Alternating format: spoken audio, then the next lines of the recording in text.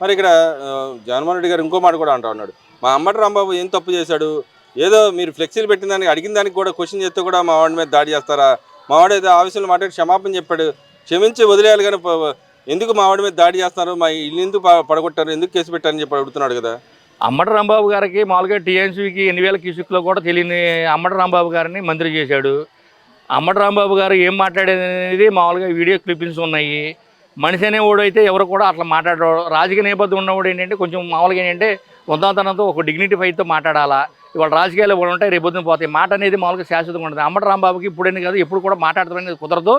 అది అంతా కూడా మామూలుగా ప్రత్యక్షంగా మామూలుగా ఏంటంటే మామూలుగా రాష్ట్ర ప్రజలంతా కూడా తెలుగు ప్రజలంతా చూశారు.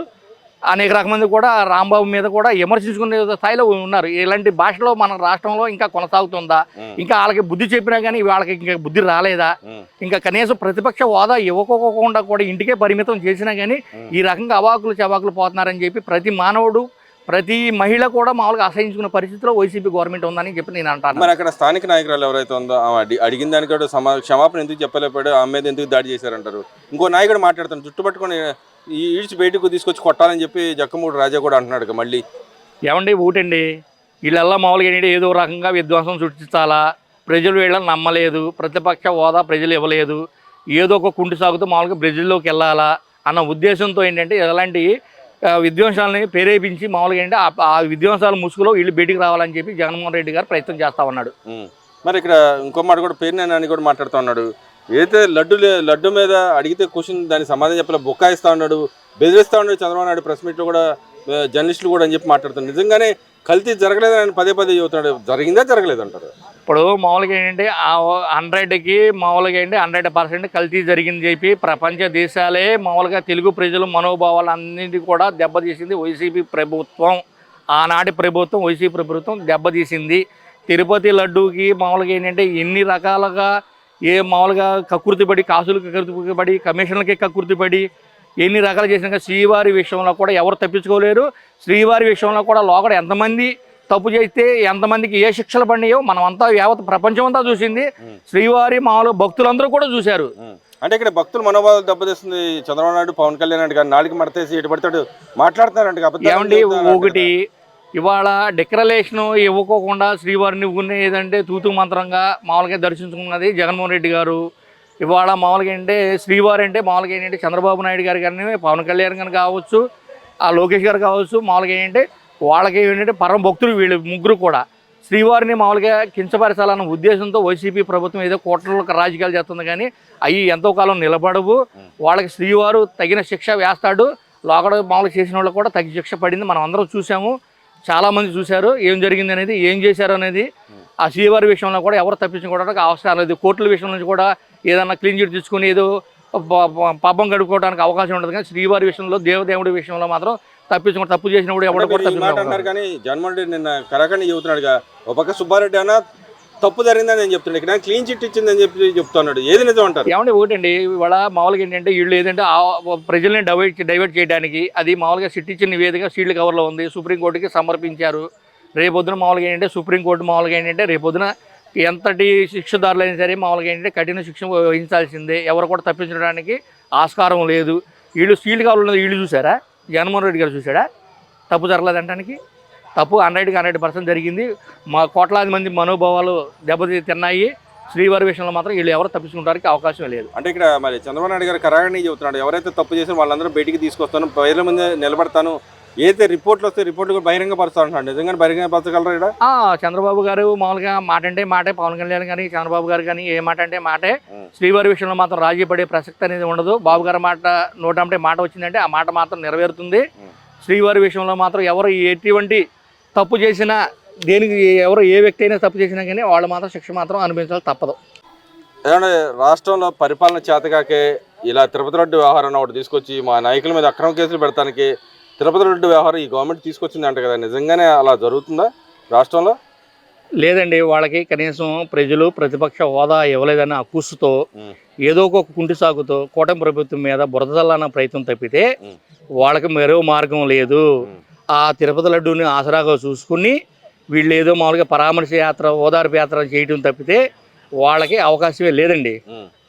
అంటే ఇక్కడ మరి రిపోర్ట్లో లేదు కాబట్టి మమ్మల్ని అన్యాయ అక్రమంగా ఇరికించాలి కాబట్టి ఇంకో ఏకసభ్య కమిషన్ వేసాడు అని చెప్పి మాట్లాడుతూ ఉన్నారు కదా. అలాంటిది ఏం లేదండి. మామూలుగా ఈడీ ఇచ్చింది, సిబిఐ ఇచ్చింది, సిట్ ఇచ్చింది నివేదిక. మామూలుగా ఏంటంటే దాంట్లో మామూలుగా కల్తీ జరిగిందన్న ఉద్దేశంతోనే మామూలుగా ఏంటంటే వాళ్ళు దీన్ని ఏదో రకంగా కప్పిపుచ్చుకోవడం వలన ఉద్దేశంతో జోగి రమేష్ గారిని కావచ్చు, మామూలుగా ఏంటి అంబటి రాంబాబు గారిని కావచ్చు, కొంతమంది రాజకీయంగా మామూలుగా చంద్రబాబు గారి మీద బురదలాన ప్రయత్నంతో మామూలుగా వీళ్ళందరూ ఉసుగొల్పడం జరుగుతుందండి. వైసీపీ అధినేత జగన్మోహన్ రెడ్డి గారు. మరి ఈ రోజు కూడా మొన్న పాదయాత్ర చేశాడు. పాదయాత్రలో అన్న బంగారం కొట్టేసిన పరిస్థితి సొంత అంబటి రాంబాబు గారి ఇంట్లో. ఎందుకని ఇలా దొంగతనాలు ఎందుకు చేయాల్సి వస్తుంది అంటారు? ఎక్కడ పోయినా గతంలో అన్న మిర్చి బస్తాలు ఎత్తుకునే పరిస్థితి పరామర్శ యాత్రలో అందరూ వెనకాల ఎందుకు చేస్తున్నారు అంటారు ఇక్కడ? అంటే మామూలుగా ఏంటంటే లోగడ 2019లో కూడా ఈ రాష్ట్రంలో 151 మంది అలీబాబా 151 దొంగలు పడినట్టు రాష్ట్రాన్ని పందుగుక్కులాగా దోసుకోవడం జరిగింది. ఇప్పుడు కాకపోతే ఏంటంటే అలాగ అవకాశం లేదు కాబట్టి ఈ ఓదార్పు యాత్రలో కూడా జేబీలు కత్తిరించేవాళ్ళు, ఫ్యాంట్లు కత్తిరించేవాళ్ళు, ఏదో రకంగా లబ్ధి పొందాలన్న ఆలోచనతో మామూలుగా ఏంటంటే వాళ్ళు కూడా ఆ బ్యాచ్ కూడా వీళ్ళ బ్యాచ్యే ఈ పేటీఎం బ్యాచ్ లాగా దాంట్లో చేరి మామూలుగా ఏంటి ఎస్మెంట్ ఆడికి పాల్పడడం జరుగుతుంది. మరి ఇక్కడ ఏదైతే ఈ గవర్నమెంట్ కూటమి ప్రభుత్వం వాళ్ళు ఇచ్చిన వాగ్దానం నెరవేర్చలేక ఈ విధంగా చేస్తూ ఉన్నారు, మా మీద అసత్య ప్రచారం చేస్తున్నారు, తిరుపతి రెడ్డి వ్యవహారం ఏమి లేపని చెబుతా ఉన్నారు. మేము వాళ్ళు ఏదైతే చేయలేకపోయారో వాళ్ళు ఇచ్చిన వాగ్దానం నెరవేర్చలేకపోతే అవి ఫ్లెక్సీలు వేస్తామని చెప్పి అన్నారు. ఫ్లెక్సీలు వేస్తే నిజంగా నమ్ముతారా? కూటమి ప్రభుత్వం ఏం చేయలేదా? ఏమంటే ఇప్పుడు వీళ్ళు ఏదో చెప్తా ఉంటారు. ఆ రోజున మామూలుగా ఏంటంటే పాఠశాల అంటే ఒక పవిత్ర దేవాలయం. ఆ దేవాలయానికి సంబంధించిన అసెంబ్లీ సాక్షిగా 34,000 ఎకరాలు కావాలి, ఇక్కడే గుంటూరు జిల్లాలో కృష్ణా మయానం రాజధాని ఉండాలని చెప్పి జగన్మోహన్ రెడ్డి గారు ఆ రోజు మాట్లాడటం జరిగింది. తర్వాత 3 రాజధానులు అన్నాడు, 3 ముక్కలు అన్నాడు, ఆయన ఇష్టాచారం చేశాడు, సిద్ధం అన్నాడు. ప్రజలు దానికి మామూలుగా యుద్ధమే చేసి చూపించి ప్రతిపక్ష హోదా లేకుండా ఇంటికే పరిమితం చేసిన చరిత్ర కూటమి ప్రభుత్వాన్ని. మరి ఇక్కడ మరి ఫ్లెక్సీలు వేస్తే దానివల్ల ఉపయోగం అంటారు? ఫ్లెక్సీలు ఏంటంటే మామూలుగా ఉనికిని చాటుకోవడానికి అసలు ఉనికే లేదు వాళ్ళకి. కాకపోతే ఏంటంటే ఫ్లెక్సీలు వేసి ఏంటంటే ఊరు ఆర్భాటం చేసి సోషల్ మీడియాలో వైరల్ అవుదాన ఉద్దేశంతో మామూలుగా ఫ్లెక్సీలు వేసుకుంటూ తప్పితే ప్రజల దగ్గర అసలు మనుగడే కోల్పోయారు. అంటే ఈ రోజు మా వాడు నాయకుడు వస్తుంటే ఎక్కడిక్కడ అడ్డుకుంటున్నారు, మా నాయకుడి వెనకాల జనాలు విభత్సంగా ఉన్నారు, ఇప్పటికైనా మీరు తేరుకోరాలి, ఇప్పటికైనా క్షమాపణ కోరాలని చెప్పి అడుగుతున్నారు. వాళ్ళు ఎవరు వస్తారండి? మామూలుగా ఏంటంటే ఆర్భాటనే కానీ మామూలుగా వచ్చేవాళ్ళు అయితే మామూలుగా 11 సీట్లకి ఎందుకు పరిమితం అవుతావు నువ్వు? కనీసం 20 చేయలేదు కాబట్టి మా వెనకాల వస్తాను ఎందుకు లేదండి? మామూలుగా నువ్వు కనీసం 3,000 రూపాయల పెన్షన్ మామూలుగా 4,000 రూపాయలు 2,000 పెన్షన్ 3,000 చేయడానికి 5 సంవత్సరాలు పట్టింది. మా కూటమి ప్రభుత్వంలో మార్చి నెల, ఏప్రిల్ నెల, మే నెల మామూలుగా 4,000 కలిపి 3,000 7,000 రూపాయలు ఒకసారి ఇవ్వడం జరిగింది. ప్రభుత్వం మామూలుగా ఏంటంటే అనుకున్న లక్ష్యాన్ని ఛేదించే ప్రభుత్వం కూటమి ప్రభుత్వం. చేతగాని ప్రభుత్వం వైసీపీ ప్రభుత్వం, జగన్మోహన్ రెడ్డి గారికి చేతగాని ప్రభుత్వం. ఆ రోజున మామూలుగా కేంద్రం మామూలుగా సపోర్ట్ ఉండి కూడా 23 మంది ఎంపీలు ఉండి కూడా రాష్ట్రానికి నువ్వు ఏం తీసుకొచ్చా, ఏం సాధించావు? నువ్వు ఒక ఇండస్ట్రీ తీసుకొచ్చావా? 10 మందికి ఉద్యోగాలు ఇచ్చావా? ఇవాళ మన లోకేష్ గారి ఆధ్వర్యంలో మెగా డిఎస్సి 16,864 మందికి మెగా డిఎస్సి ఇచ్చావు. ఉద్యోగం చెప్పండి. ఇవాళ చంద్రబాబు నాయుడు అడ్డుకున్నారంట కదా, నినాదాలు చేస్తారంట, కర్నూలు అడ్డుకున్నారంట. కానీ ఏమంటే ఒకటండి, వాళ్ళు ఏంటంటే అవాకులు చెవకులు ఏదో ఒకటి విద్వాంసులు రాష్ట్రంలో సృష్టించాలా, మామూలుగా మనుగడ ఉండాలి, ప్రజలకి చంద్రబాబు నాయుడు గారికి మామూలుగా అడ్డుకున్నాము, రేపొద్దున ఏంటి జగన్మోహన్ రెడ్డి గారు ఆదరణ ఉండాలని చెప్పి వైసీపీ నాయకులు లోన్ రోడ్లు ఏదైనా బయటకు వస్తారు, రోడ్డు మీదకి వస్తారన్న ఉద్దేశంతో కుంటు సాగుతో మామూలుగా చేయడమే కానీ అలాంటివన్నీ కూడా సాధ్యపడవు జగన్మోహన్ రెడ్డి గారికి. మరి గల్లా మాధవ్ గారు అడిగినట్టు ఆయన రేపు 11వ తారీఖు వచ్చి అసెంబ్లీ మాట్లాడగలరా ఈ సమస్యల మీద? అసలు ఒకటండి, మామూలుగా ఏంటంటే అసలుకి ప్రజలే నీకు ప్రతిపక్ష హోదా ఇవ్వనప్పుడు మామూలుగా అధికార పార్టీని కూటమి ప్రభుత్వం నాకు ప్రతిపక్ష హోదా ఇస్తే నేను అసెంబ్లీకి వస్తా, నీకు ప్రజలే ఇవ్వాలా? కూటమి ప్రభుత్వం ఎలా ఇస్తారు? చంద్రబాబు గారు ఎలా ఇస్తారు? లోకేష్ గారు ఎలా ఇస్తారు? పవన్ కళ్యాణ్ గారు ఎలా ఇస్తారు? నీకు ఇచ్చినా ఇవ్వకపోయినా నీకు మామూలుగా నువ్వు నెల శాలరీ తీసుకున్నావు, ఎలవెన్స్లు తీసుకున్నావు, మామూలుగా అసెంబ్లీకి వచ్చి నువ్వు మాట్లాడాలి కదా. నీకు మామూలుగా ఏంటంటే నువ్వు 5 సంవత్సరాలు ముఖ్యమంత్రి చేసావు, నువ్వు ముఖ్యమంత్రి చేసిన నీకు బాధ్యత లేదా? నీకు రేపొద్దు నువ్వు పాదయాత్ర చేసే నీకు అధికారం ఎక్కడుంది?